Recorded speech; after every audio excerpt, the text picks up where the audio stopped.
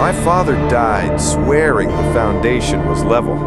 I knew he was lying the moment I moved back in. It wasn't a crack or a leak. It was the subtle slant. Every time I placed a marble on the hardwood floor of the main hallway, it would roll. Slowly, but inevitably, it would roll toward the center of the house. Then came the sounds. Every night, after the town went silent, I'd hear a faint, almost musical scraping sound coming from the concrete basement floor. It wasn't rats. It was too rhythmic, too deliberate. Like a shovel scraping smooth rock, repeatedly, in the exact same spot. One night, the scraping stopped and was replaced by a low, hollow thud. I knew I couldn't ignore it anymore. I went down to the basement, shining my phone light across the damp, cold floor. I located the source, a section of the concrete near the main support beam that looked subtly newer, flatter, and darker than the rest, the exact spot where the rhythmic scraping had occurred.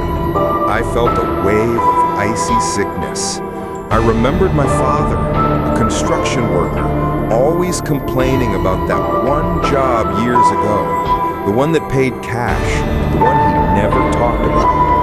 Using a heavy hammer, I struck the dark section. It cracked instantly, too easily. Beneath the thin concrete skin coat, there was a layer of old, stained soil, freshly disturbed. And underneath that, the sight that made me drop the hammer. A small, dark wooden box, intricately carved.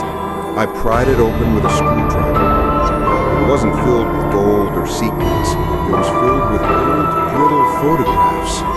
Photographs of my father, 20 years younger, standing next to a beautiful young woman who was clearly pregnant. They were smiling, but the final photo was different and showed the same spot in the basement where I was standing now, only 20 years ago.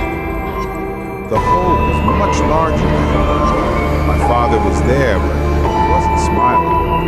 He was filling the massive hole with shovels full of dirt and concrete, weeping silently. I looked down at the box.